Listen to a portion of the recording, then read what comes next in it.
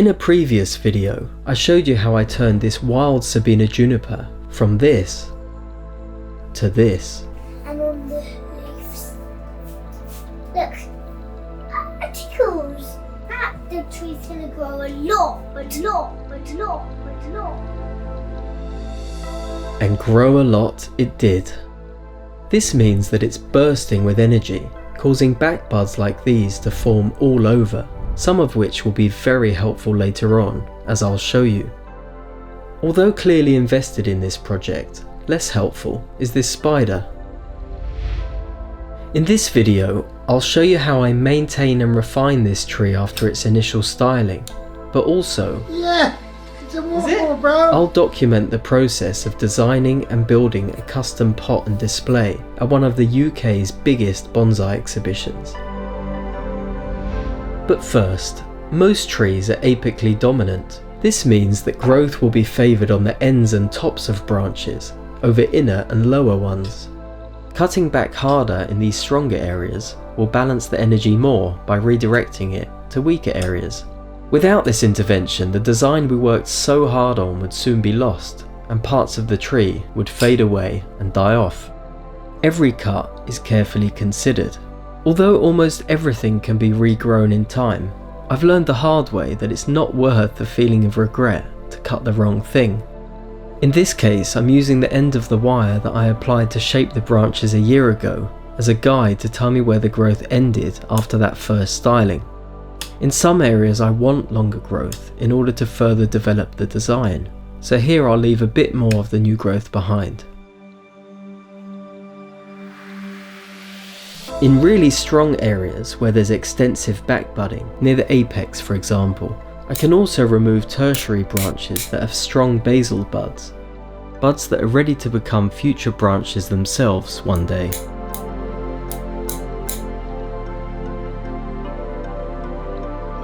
Finally, in the initial styling I intentionally left a multitude of branches at some junctions, rather than the ideal two, to give myself options for deciding which to keep later. This can be helpful for when branches grow too thick or outside of the design, and then there are options to cut back to.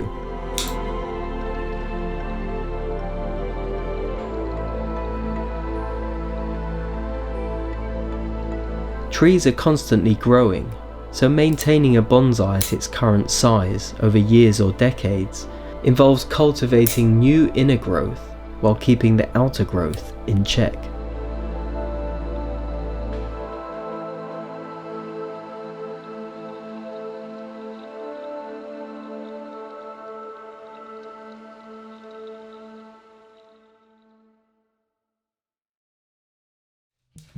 What I didn't tell you in that first video was that I bought this tree at a bonsai boot sale like this one, along with two other Sabinas that will feature in future videos. I paid £250 for the three. A very low price given their shapes and ages, but they were all struggling a bit, as you can see by this weak and spindly growth on this same tree.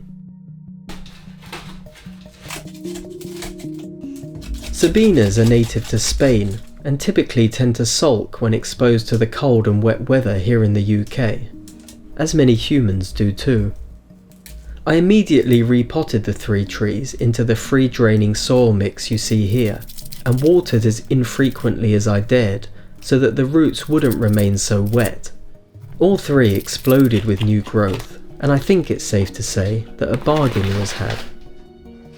The aim of this repot is simply to begin the process of reducing the size of the now healthy and fast growing root mass. Cutting it back enough to fit into a bonsai pot in one go would stress the tree too much and possibly even kill it. Much like the work above, I'm balancing energy by removing overly long or thick roots in favour of finer, more compact growth.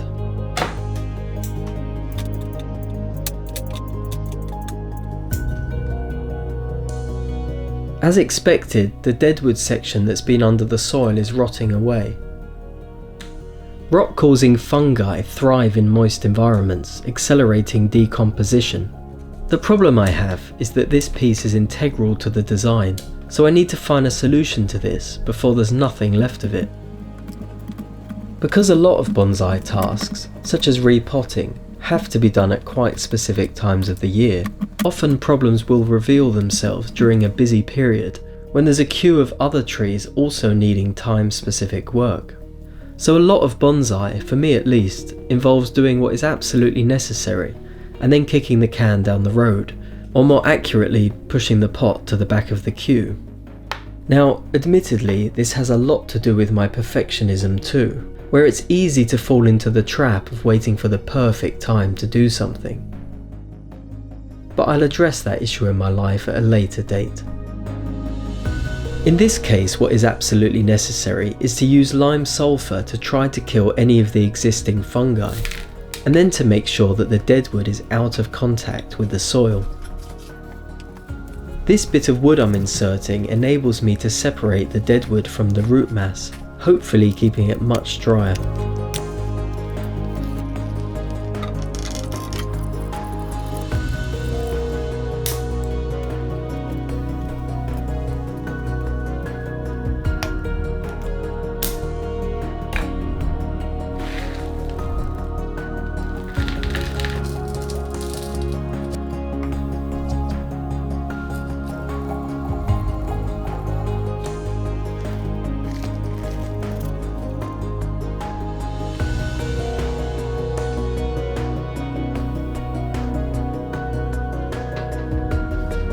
While the tree's in front of me, another necessary task is to remove any wire that's starting to bite in. As you can see, the branches have now set firmly in place. Any wire marks will soon heal over.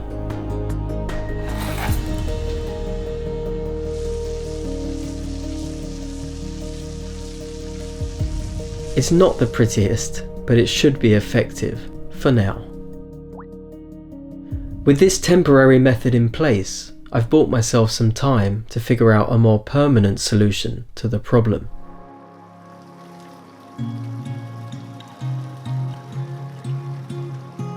My solution was to visit Dan Barton, one of the most celebrated bonsai potters in the UK. A bonsai artist in his own right, although he says that what he grows best these days are weeds. He also says, I don't teach, I help people to learn. That's the difference. Okay. He made quite an impression on me, brimming with wisdom and humility in equal measures, and a sprinkle of cheekiness on top. I explained the importance of that deadwood to balance the design, because without it you've got only this, and I feel like the design would need completely absolutely evaluating. Yeah, absolutely. So my idea was to try and preserve it as long as possible, first of all, but secondly, if a pot can be made to actually accentuate it, then that's a bonus. I came across the pot you made for the spruce. One of the reasons I think this works so well is because the dead was coming, towards you. Mm-hmm. Now in my case, with that as the front, it's coming out about the 8:30 mark. Yeah. I had come up with a rough design for a pot that mirrored some of the twists in the trunk line. Do you think that No, design... I think these reflections, these echoes are absolutely right. Okay. Yeah.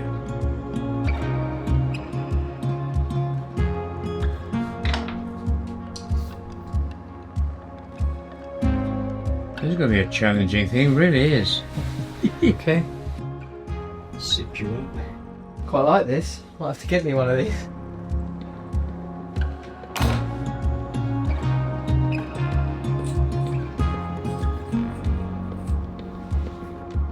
He was incredibly accommodating to my admittedly finicky ways, but also very helpful in sharing his decades of knowledge and experience. Don't hesitate to say what you want, alright? That's what I'm here for. Thank you. Fraction more on that side. Can we try pushing that down so it's almost flat? I don't like that. You don't like it? Do you prefer it Slightly. Slightly up? Very slightly. Okay. Yeah. That's enough. Yeah, that is better. It's holding. It's holding it, yeah. Yeah. Okay. Otherwise it's escaping it. Yep. This is mud painting. Alright? The pieces aren't put any old place, they are considered. you notice them by not noticing a uniformity, which would sort of stand out. Absolutely, yeah.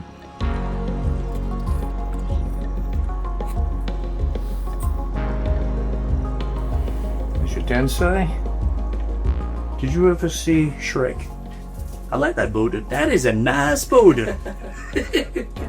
It's not bad, is it? I'm very happy with that. All right. Yeah. But the best was yet to come. Right, I warn you now. This is going to be a bit alarming, this next stage, all right? Trust the process. Yeah. Fingers crossed. This is very much does its own thing.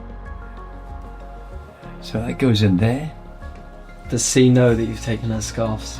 Yeah. Okay. Dan had the genius idea of playing on the fluidity of the tree's trunk by adding fabric dipped in slip to the rim of the pot. Get a little bit more. Try and get a bit more life into it. The fabric is then burned away during the firing process, leaving behind its memory in slip.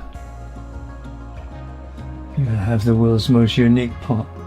Yeah, it's lovely Yes, isn't it, eh?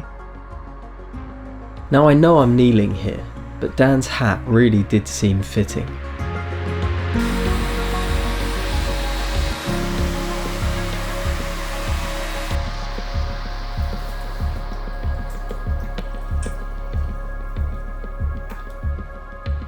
That, my friend, is the only pot of its kind in the world. It'll be a highly collectible antique one day. Yeah, I'm not sure I'll ever get rid of it.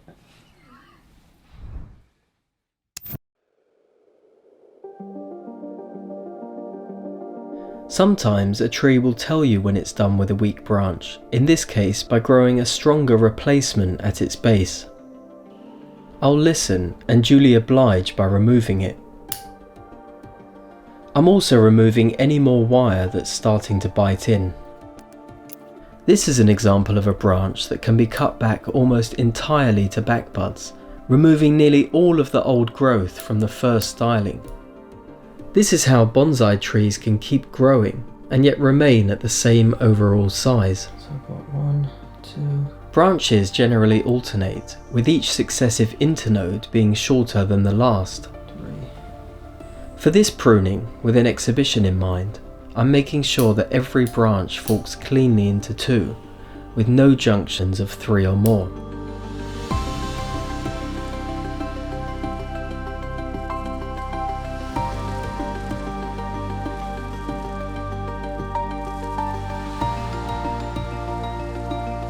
I'd say I pruned the foliage correctly, ready for it to fill out again over the coming growing season.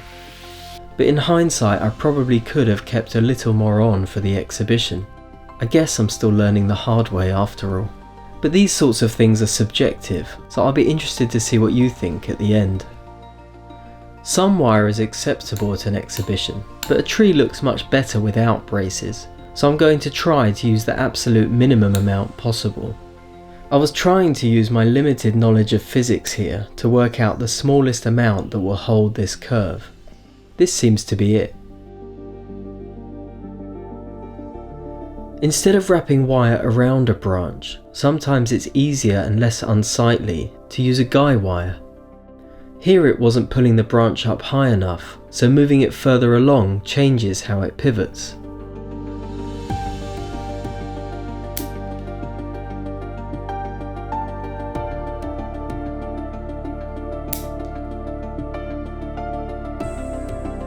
As branches set in place, the aim in bonsai is to use less wire with each successive styling.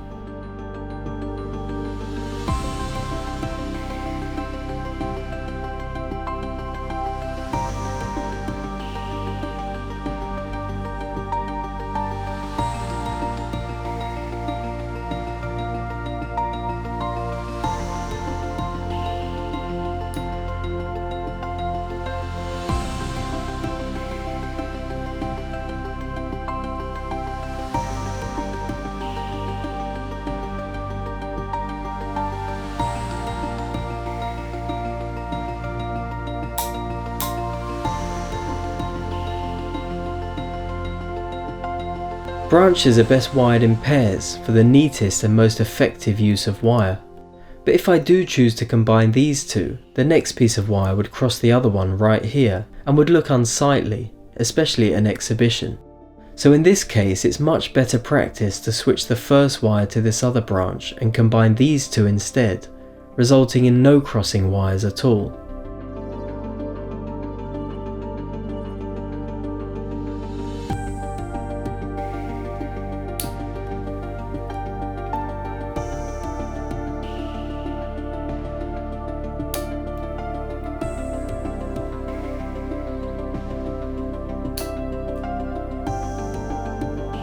Finally, I'm going to remove one of these wires. The branch may have already set, but I'm going to leave one coil on just in case, as it hasn't bitten in at all yet.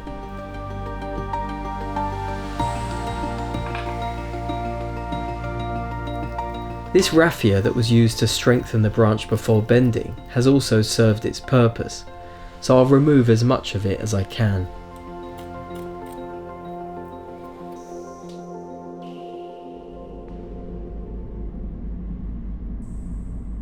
A couple of weeks later, I went to pick up the pot and dragged my dad along with me.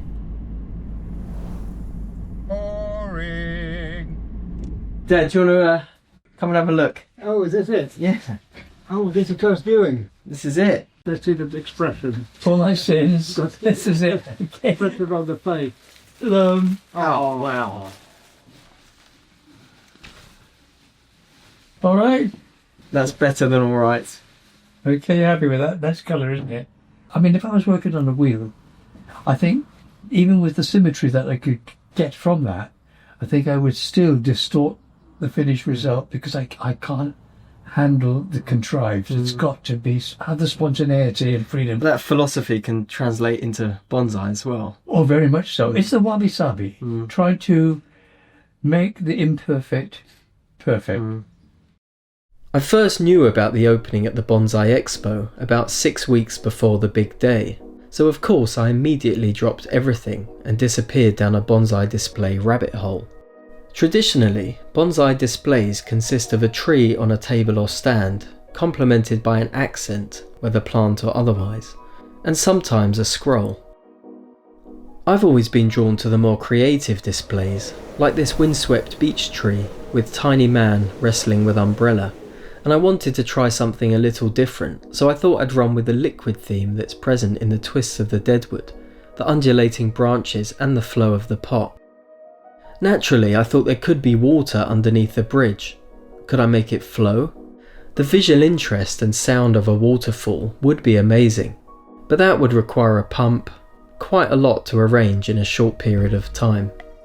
This is where the sponsor of today's video comes in really handy. Milanote is a tool for organising creative projects into visual boards. Think of it like an online canvas designed to help you plan, brainstorm and collaborate on ideas. Now, we definitely don't want muddy water. Better. Here I'm using Milanote to sketch, add links to products, check off a to-do list as I go, and generally collate any relevant information or inspiration. I can save images and videos from the web directly to my boards using the web clipper tool. Before Milanote, I would constantly be scribbling ideas to different pages in my notes app, screenshotting photos to my phone or saving images to my desktop, and then trying to remember where everything was. I've organised this project into several boards, such as this mood board for the pot design, where I gathered all the visual inspiration I could find at the time, and then added notes, links and a travel planner, all in one place. Yeah, and hopefully this might be the next video that comes out. You know, get it done before I'm dead, won't you? I can't see that being very much longer.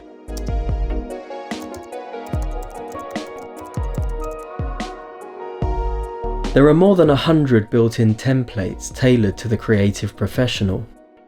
Take your pick.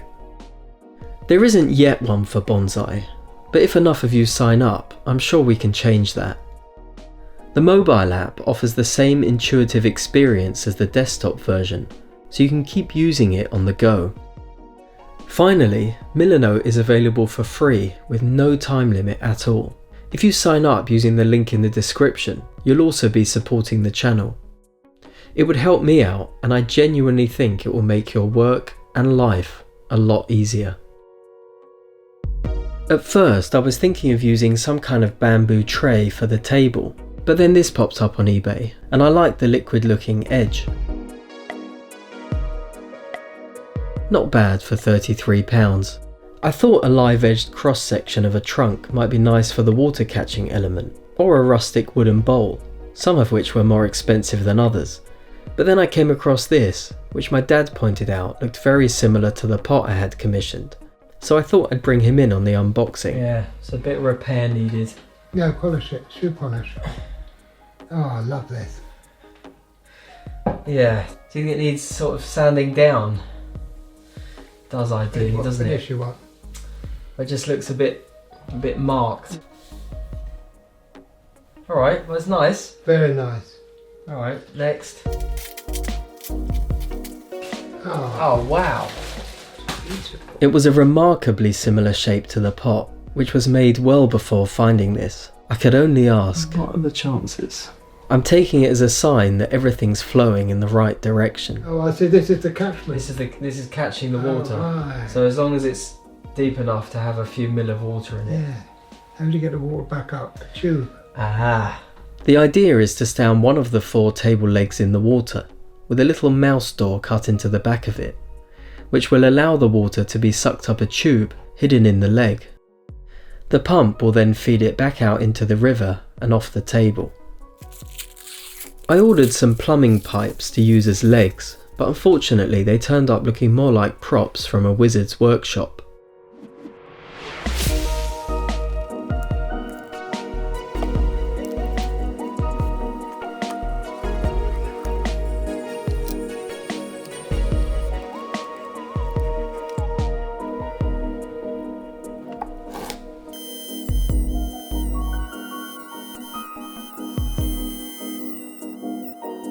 Well, you can just sand it off a bit. I don't know, it's quite nice like this. All the existing tables at bonsai exhibitions are very smooth. Well, you need to go outside the box, don't you? And that pretty much sums up my dad and his influence on me.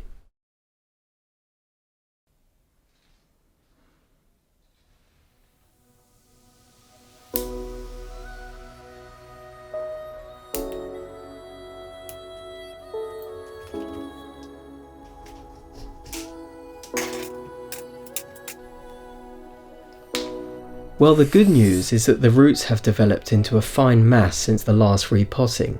The bad news is that they've grown so well that I can immediately tell it's going to be a real struggle to fit them into the pot.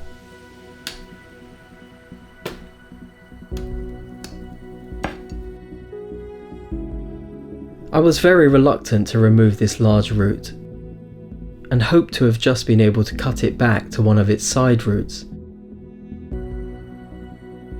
But what convinced me, apart from the fact that it won't fit otherwise, is that this little guy is almost the same shape, like a mini version of it, ready to take over like the back buds up above.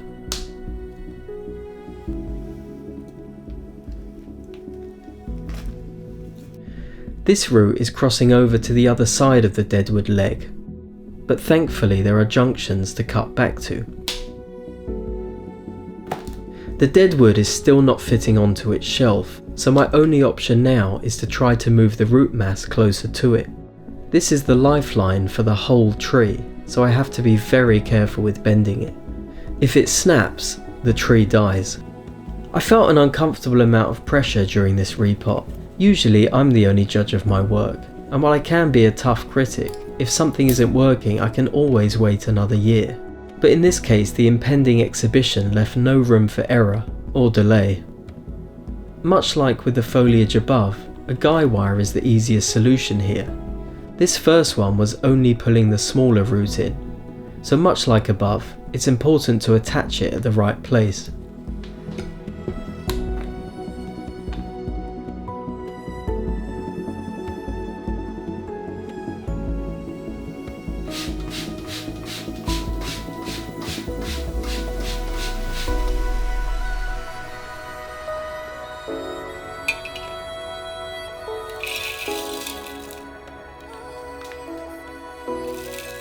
I took off more root than is recommended, especially when pruning the foliage as well, but the tree is happy and healthy today, as I'll show you later.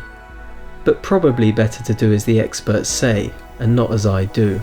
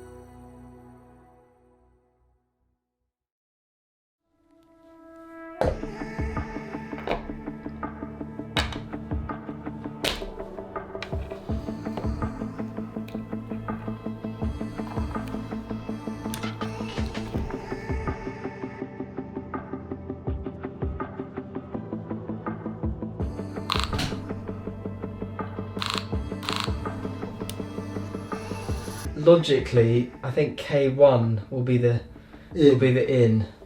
So we'll put the out, what may be the out in there. Ready? Yeah. I'm waiting for the water to come. No, it's the other way. That was bubbles. Okay, other way, right. My logic was wrong. That was good though, it made bubbles. Good sign. Ready? Yeah.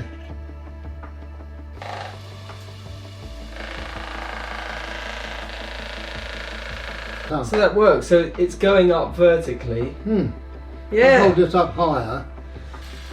Alright, let's just see how fast it's coming out. Oh, it's quite fast. Yeah.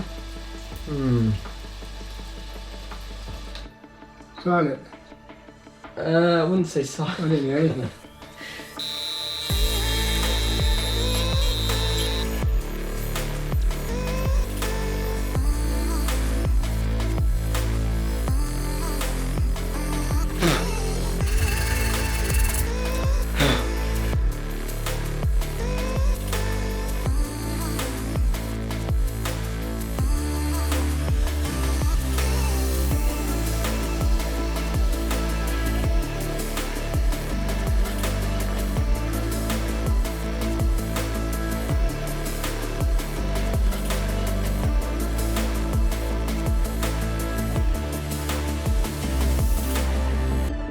I'd like the water to run into this channel near the front of the table, but I anticipate it trickling off.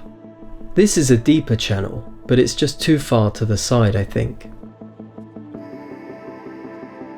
I'd love to be able to conceal the pump entirely, but I'm settling for hiding it behind the pot.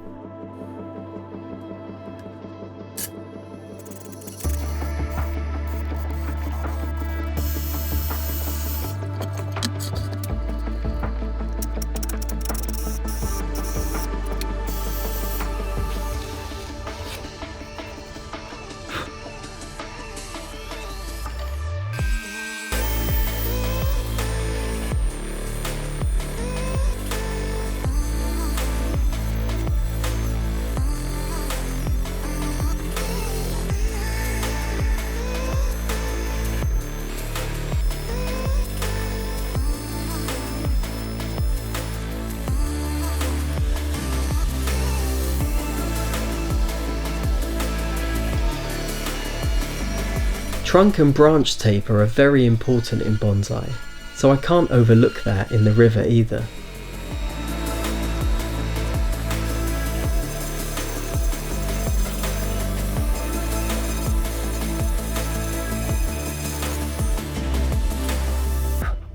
What do you think? Why don't you just pour a little bit of water and see what happens first? Nah. It's going to go. You don't think it's going to make the first bend? No. Alright, you ready?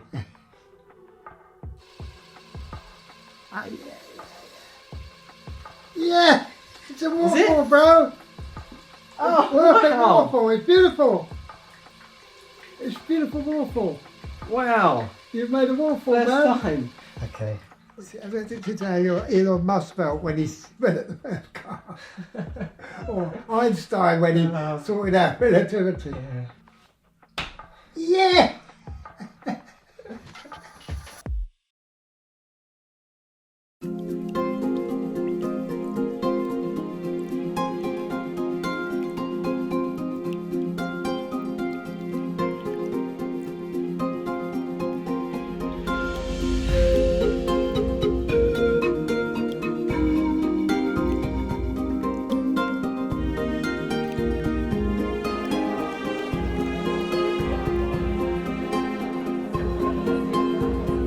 My offering seemed to be well received by young and old alike.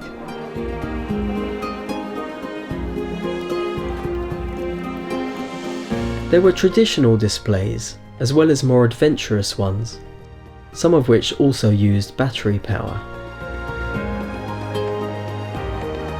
I felt very grateful to be a part of this miniature world. Now some of you might be wondering why the water isn't cascading over the side as originally planned.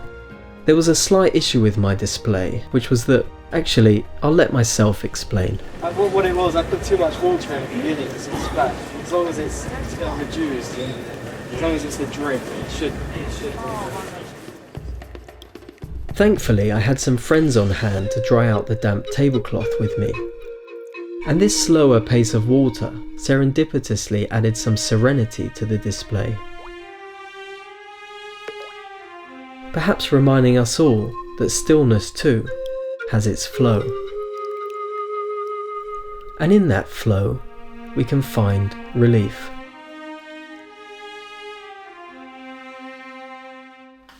And the leaves, because the leaves soak in water when it rains. You can do this. And it's like a shower. Can you press something so the water comes out there? Well, you can press it if you want.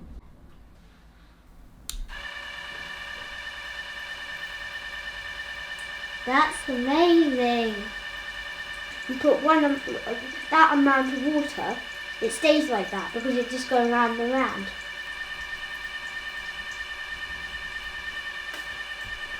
You spray it there, and then more water goes up, and then more water comes out. You're splashing too much. A waterfall splashes more than that though. A real one. Yeah. It's true. It's authentic, isn't it? A waterfall though.